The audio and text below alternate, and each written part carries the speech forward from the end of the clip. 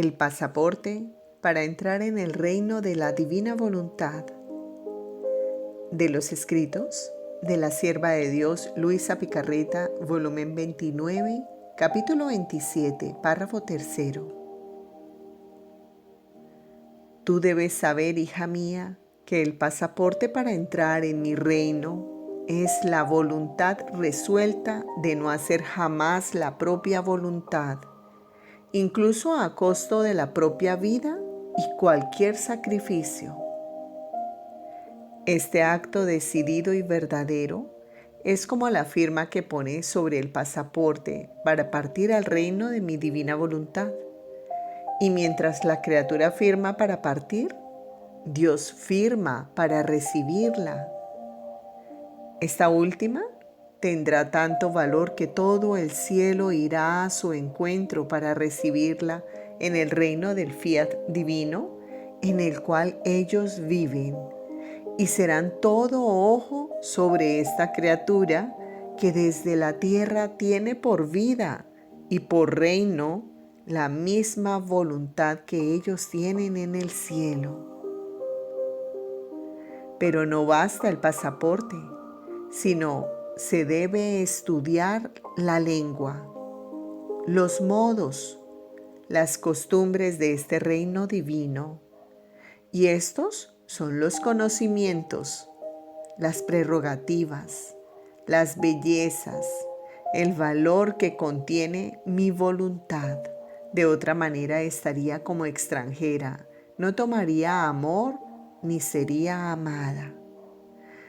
Si no se sacrifica en estudiar para poder hablar con este mismo lenguaje y no se adapta a las costumbres de aquellos que viven en este reino tan santo, vivirá aislada, porque no entendiéndola apartarán, y el aislamiento no hace feliz a ninguno.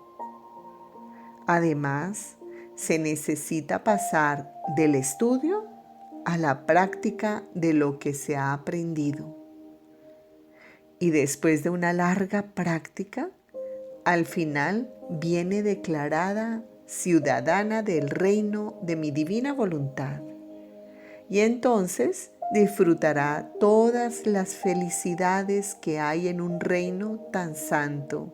Es más, serán propiedad suya y adquirirá el derecho de vivir en él como en su patria.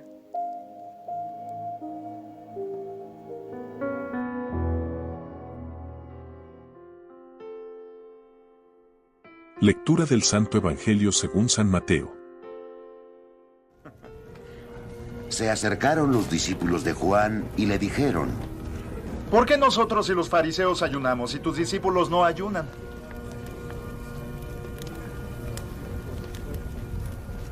Jesús le dijo: ¿Pueden los invitados a la boda estar tristes estando ahí el novio?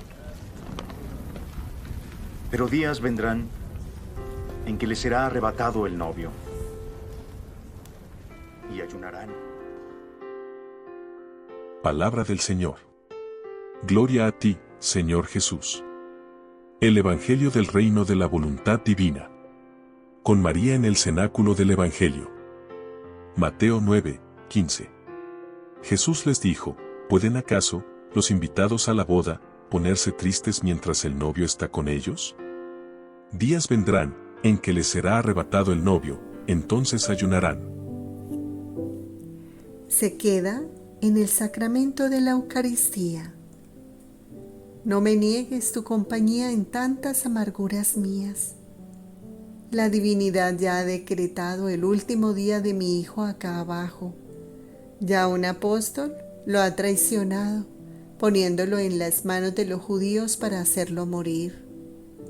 Ya mi querido hijo, dando en exceso de amor y no queriendo dejar a sus hijos, que con tanto amor vino a buscar sobre la tierra, se queda en el sacramento de la Eucaristía, a fin de que cualquiera que lo quiera, lo pueda poseer.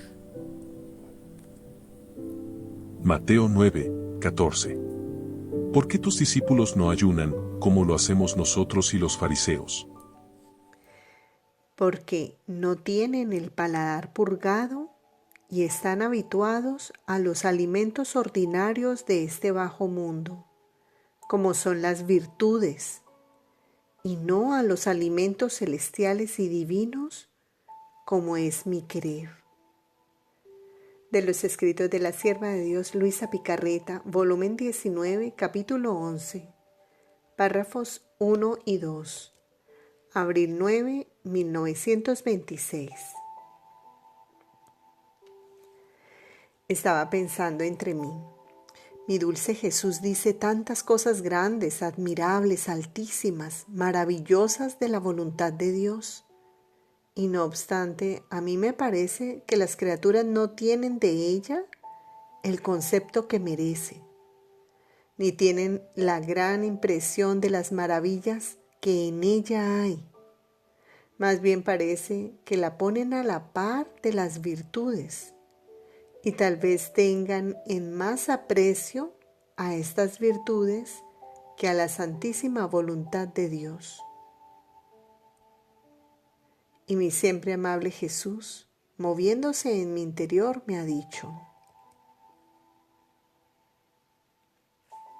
hija mía, ¿quieres saber el por qué?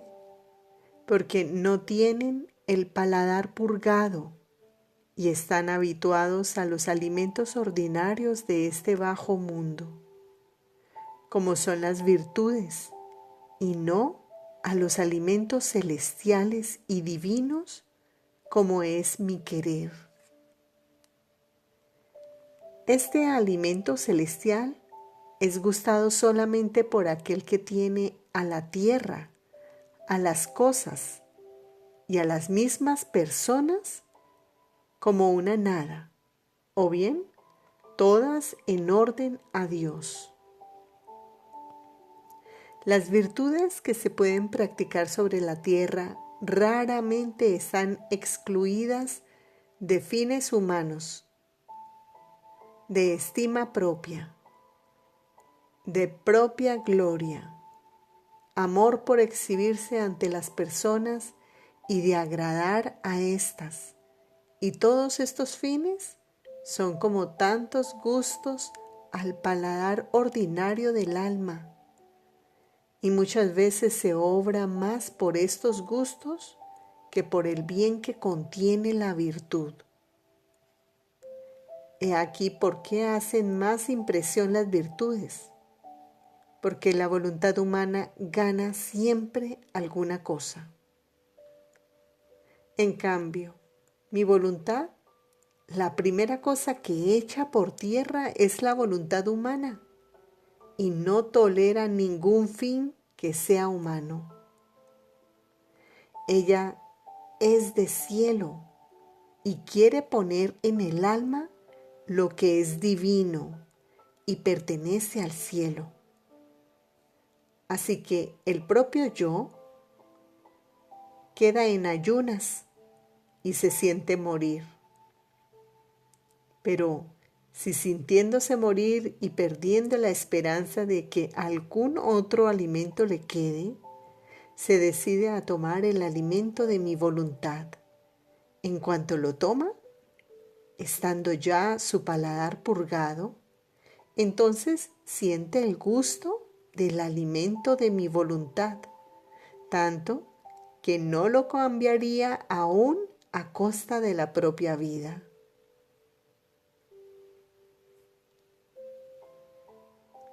Mi voluntad no sabe congeniar con las cosas bajas y pequeñas que se pueden hacer sobre la tierra, como hacen las virtudes, sino que ella quiere tener todo y a todos como escabel a sus pies, y cambiar todo el interior del alma y a las mismas virtudes en voluntad divina.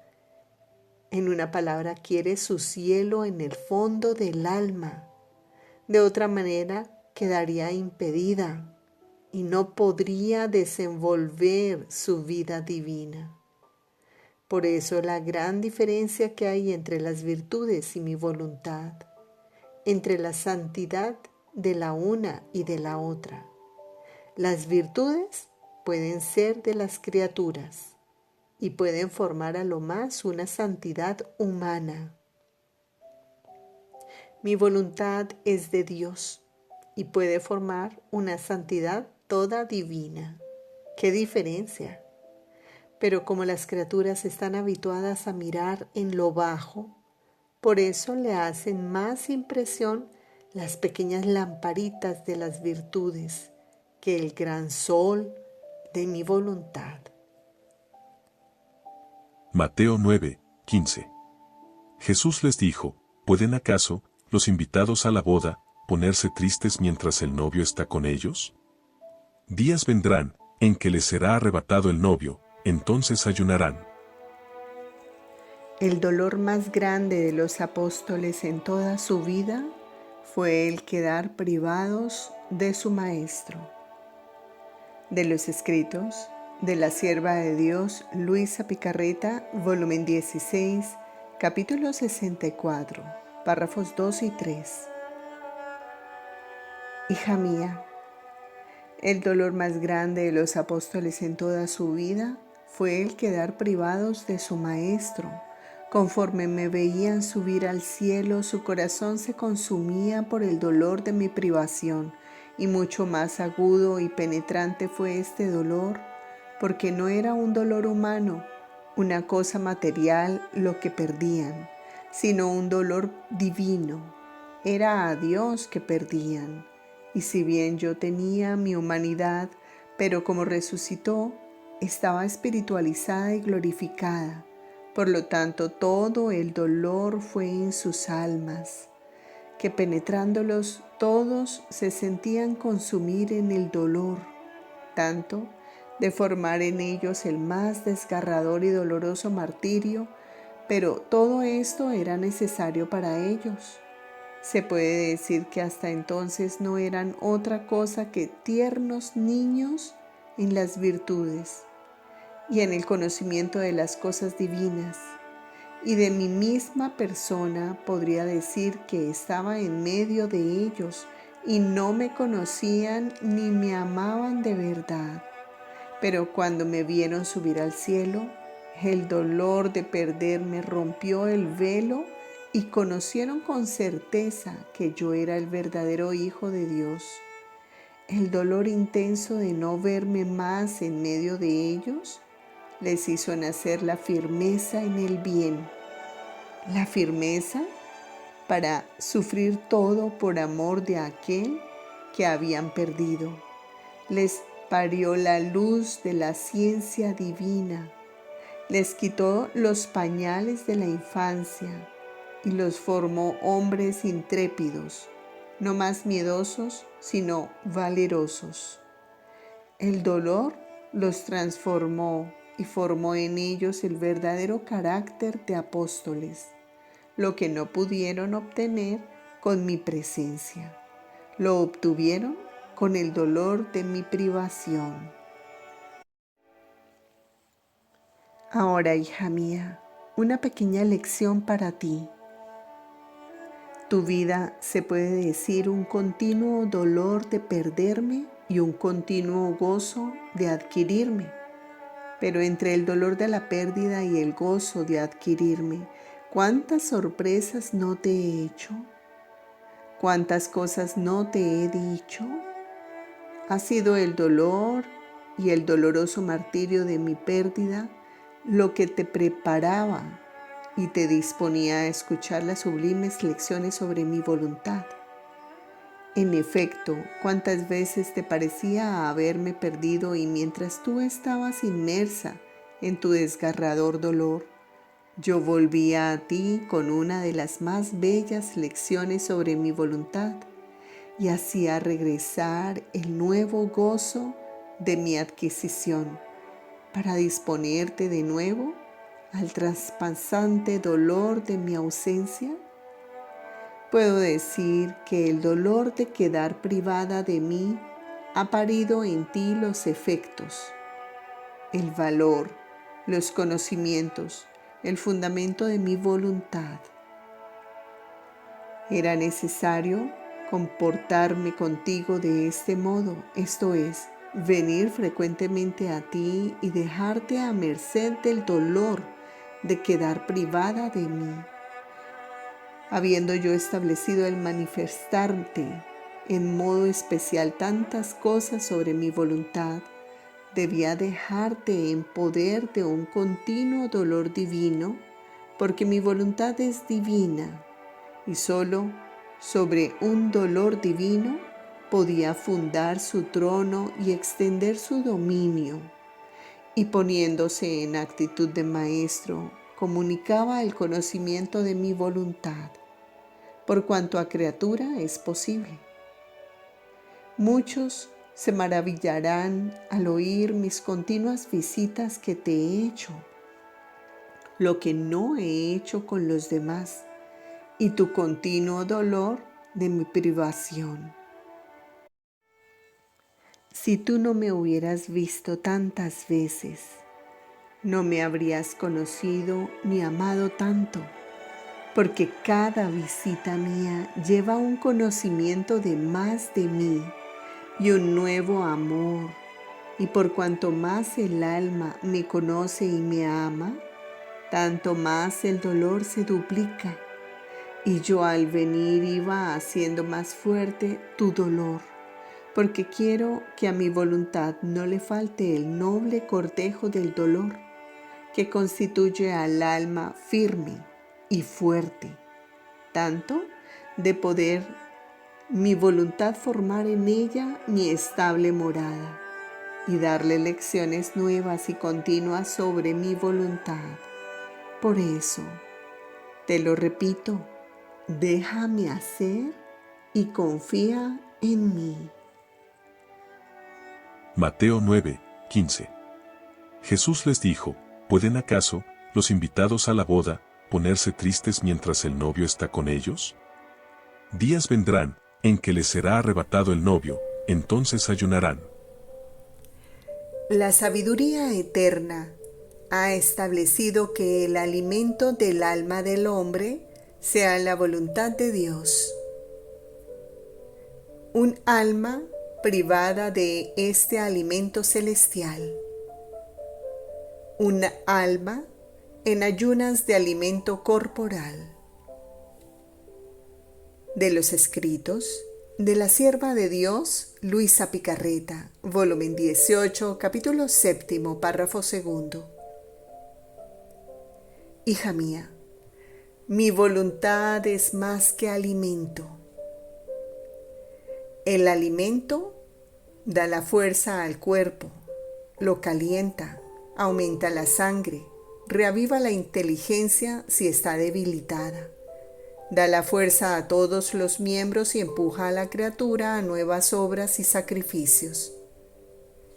En cambio, una que está en ayunas, no dando el alimento necesario a su cuerpo, es débil, fría, pobre de sangre, la inteligencia debilitada, agotada en todos sus miembros, lo que la lleva a la tristeza y la empuja a no hacer nada, sin ganas de sacrificarse en nada.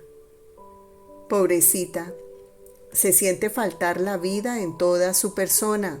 Tan es verdad que cuando una enfermedad es mortal para una criatura, abandona el alimento y abandonando el alimento se dispone a la muerte. Entonces, habiendo establecido la eterna sabiduría que también el alma tuviera su alimento, le fue asignado como alimento exquisito la voluntad suprema. Así que quien toma ese alimento es fuerte en el obrar el bien. Está como impregnado en el amor hacia Dios. Este alimento le aumenta la sangre divina para formar el crecimiento de la vida de Dios en ella.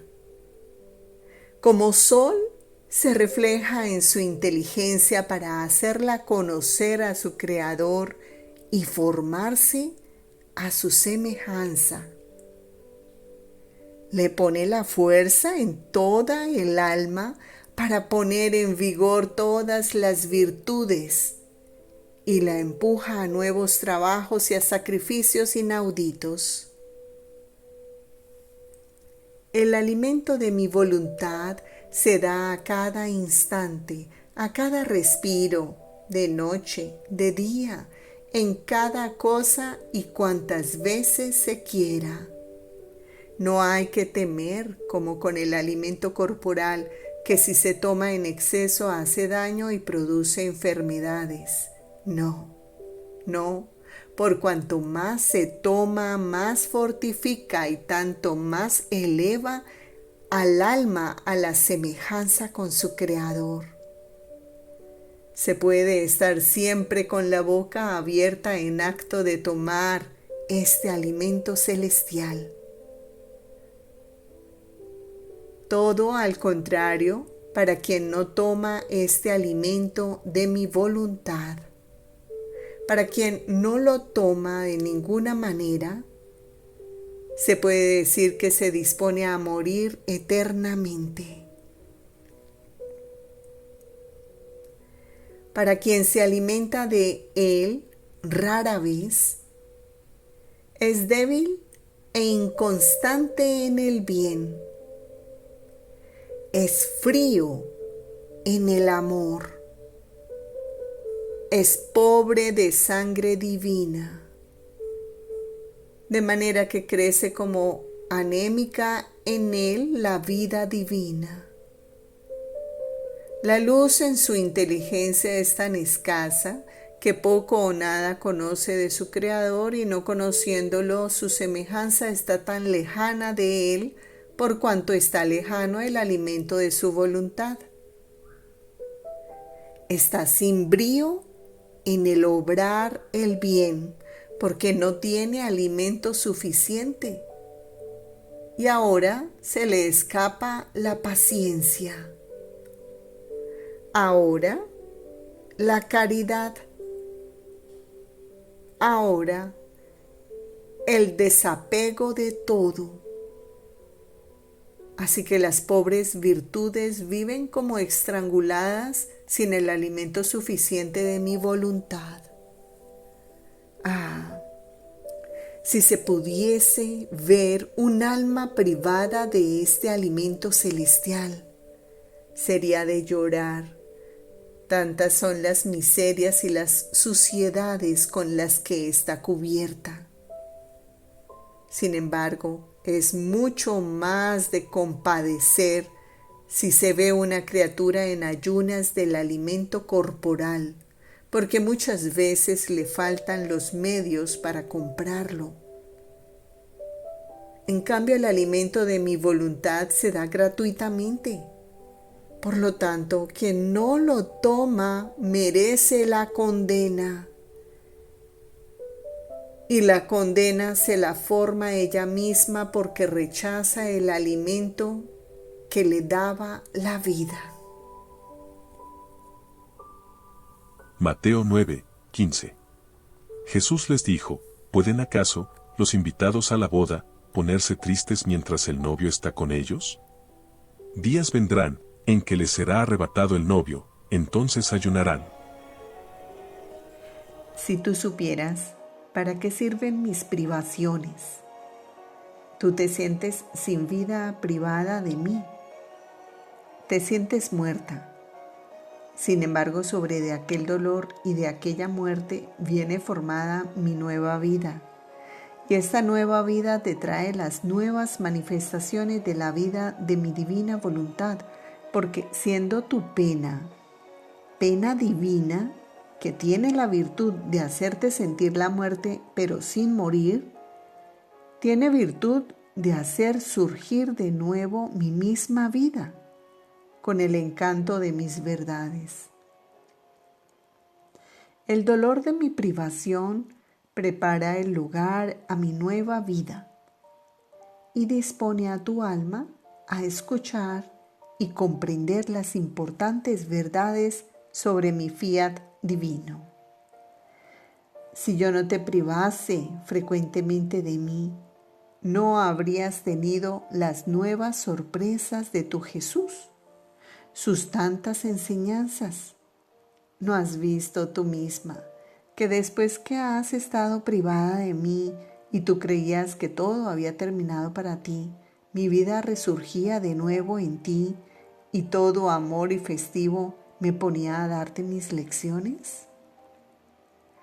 Así que cuando te privo de mí, yo me estoy escondido en ti y preparo el trabajo para darte y mi nueva vida para resurgir. También yo sufrí la pena de la muerte para hacer resurgir en la pena de mi muerte a todas las criaturas. La muerte sufrida en orden divino y para cumplir la divina voluntad produce la vida divina para hacer que esta vida divina la pudiesen recibir todas las criaturas. Y además, después de que yo sufrí tantas muertes, quise morir verdaderamente. ¿Cuántos bienes no produjo mi resurrección? Se puede decir que con mi resurrección resurgieron todos los bienes de mi redención y con ella resurgieron todos los bienes a las criaturas y su misma vida. Por eso, sea atenta y déjame hacer. Mateo 9:15. Jesús les dijo, ¿pueden acaso los invitados a la boda ponerse tristes mientras el novio está con ellos? Días vendrán en que les será arrebatado el novio, entonces ayunarán. Reparemos a Jesús por los actos de no haber reconocido su presencia divina entre nosotros, por no rendirnos ante su divinidad, ante su amor. De las horas de la pasión de nuestro Señor Jesucristo, una parte de la hora 2. Dulce Jesús mío, el amor me señala tus pasos y te alcanzo mientras estás recorriendo las calles de Jerusalén con tus amados discípulos. Te miro y veo que todavía estás pálido. Oigo tu voz, dulce sí, pero triste, y de una tristeza tal que se les parte el corazón a tus discípulos, quienes se encuentran sumamente turbados. Y dices, es la última vez que recorro estas calles por mí mismo. Mañana las recorreré atado y arrastrado entre 1000 insultos. Y señalando los lugares en los que serás insultado y maltratado mayormente, sigues diciendo, mi vida está por terminar aquí en la tierra, como el sol está por desaparecer en el horizonte. Y mañana, a esta hora, ya no estaré con ustedes, pero como sol resucitaré al tercer día.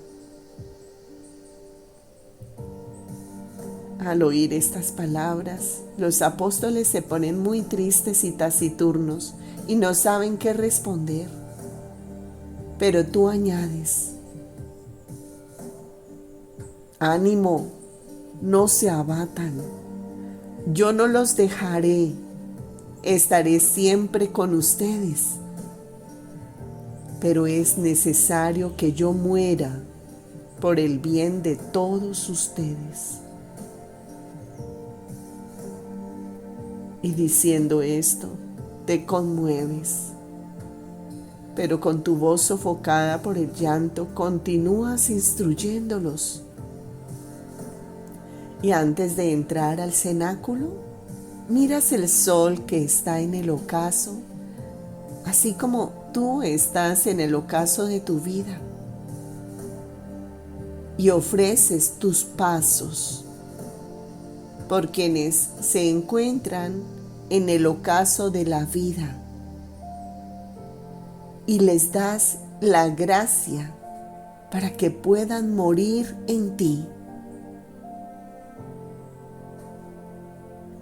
reparando por quienes, a pesar de los sinsabores y de los desengaños de la vida, se obstinan en no rendirse a tu amor.